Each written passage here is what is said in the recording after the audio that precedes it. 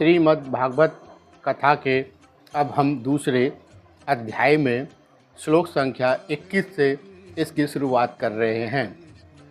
श्लोकम भागवतम चापि श्लोकार्थ पादमेव लिखितम तिष्ठते यस्य गृहे तस्य वसामयम्। जिसके घर में एक श्लोक, आधा श्लोक अथवा श्लोक का एक ही उच्चारण हो, उसके घर में मैं निवास करता हूँ। सर्वाश्रमाभिगमनं सर्वतीर्थावगाहनं न तथा पावनं नृणां श्रीमद्भागवतं यतः। मनुष्य के लिए संपूर्ण पुण्य आश्रमों की यात्रा या संपूर्ण तीर्थों में स्नान करना पवित्र कारक नहीं है, जैसा श्रीमद् भागवत है। यत्र यत्र चतुर्वक्त्र श्रीमद्भागवतं भवेत् गच्छामि तत्र तथा अहं गौर्यर्था सुतवत्सलः।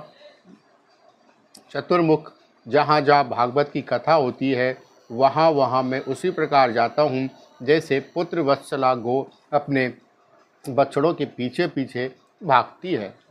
मत कथावाचकम नित्य मथा कथा श्रवण रतम मत कथा प्रीतमंसम नाहम तक्षयामी तम नरम।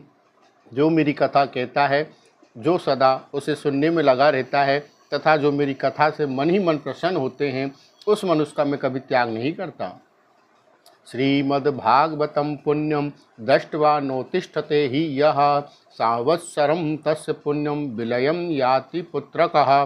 पुत्र जो परम पुण्य में श्रीमद् भागवत शास्त्र को देखकर अपने आसन से उठकर खड़ा नहीं हो जाता, उसका 1 वर्ष का पुण्य नष्ट हो जाता है। श्रीमद् भागवतं दृष्ट्वा प्रत्युत्थान विवादने सम्मानयत तम दृष्ट्वा भवेत प्रीतिर् मातुलः।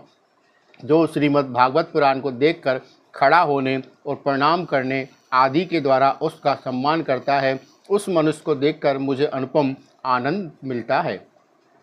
दृष्ट्वा भागवतं दूरात् प्रक्रमेत सम्मुखं हि यः पदे पदे अश्वत्थस्य अस्मदस्य फलं प्राप्तो संशयम्।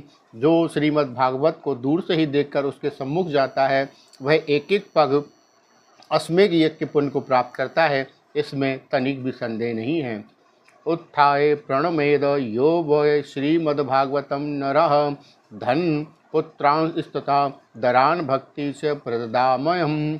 जो मानव खड़ा होकर श्रीमद् भागवत को प्रणाम करता है, उसे मैं धन, स्त्री, पुत्र और अपनी भक्ति प्रदान करता हूँ।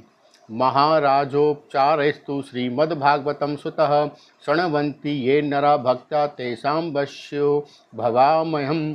हे पुत्र, जो लोग महाराजा चित सामग्री से युक्त होकर भक्तिपूर्वक श्रीमद् भागवत कथा को सुनते हैं, मैं उनके वशीभूत हो जाता हूँ।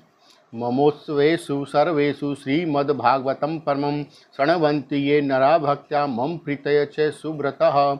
वस्त्रा अलंकरणे पुष्पे धूप दीपो आहारके वशीकृतो आयम तेष स्त्रियः सत्य प्रत्यर्थः।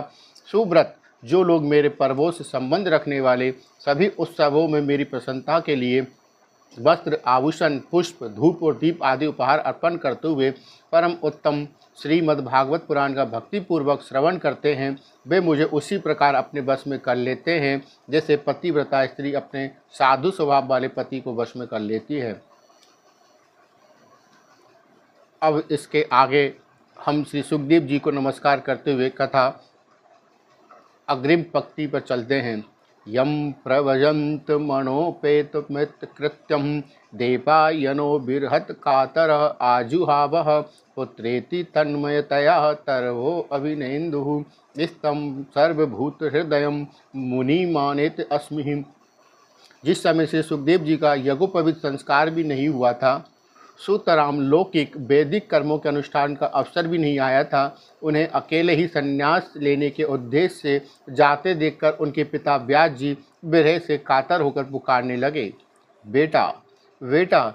उस समय तन्मय होने के कारण सुखदेव जी की ओर से वृक्षों ने उत्तर दिया, ऐसे सबके हृदय में विराजमान श्री सुखदेव जी मुनि को मैं नमस्कार करता हूँ। यह शोभानुभावः मिखल श्रुति सारमेक मध्यां दीपतमतिर्षिषतां तन्मो अंधम संसारिणां करुणायः पुराण गुहं तम व्यासा सुनुमापयामि गुरुमुनिनाम। यह श्रीमद्भागवत अत्यंत गोपनीय रहस्यात्मक पुराण है। यह भागवत स्वरूप का अनुभव कराने वाला और समस्त वेदों का सार है। संसार में फंसे हुए जो लोग इस घोर अज्ञान अंधकार से पाना चाहते हैं, उनके लिए आध्यात्मिक तत्वों को प्रकाशित करने वाला यह अद्वितीय दीपक है। वास्तव में उन्हीं पर करुणा के बड़े बड़े मुनियों के आचार्य श्री सुखदेव जी ने इसका वर्णन किया है। मैं उन्हीं के शरण ग्रहण करता हूँ। स्व सुख निवेत चातस्य स्थान भावो अपजुतरु रुचिर लीला कृष्ण शारस्त दियम व्यतनत कृपया यत दीपम पुराणम तम खिल ब्रजी घनम व्यासनम न तो अस्मि। श्री सुखदेव जी महाराज अपने आत्म आनंद में ही निमग्न थे। इस अखंड अद्वैत स्थिति से उनकी भेद दृष्टि सर्वथा निवृत्त हो चुकी थी। फिर भी वे मुरली मनोहर श्याम सुंदर की मधुमय मंगलमयी मनोहारिणी लीलाओं उनकी वृत्तियों अपनी ओर आकर्षित कर लिया और उन्होंने जगत के प्राणियों पर कृपा करके भगवत तत्व को प्रकाशित करने वाले इस महापुराण का विस्तार किया। मैं उन्हीं सर्व पापहरी व्यास नंदन भगवान सुखदेव जी के चरणों में नमस्कार करता हूँ। ओम नमो भगवते वासुदेवाय नमः। अब हम अगले अध्याय में श्रीमद् भागवत कथा के महत्व को जानकारी कर आपको पूरी अध्याय सुनाएंगे।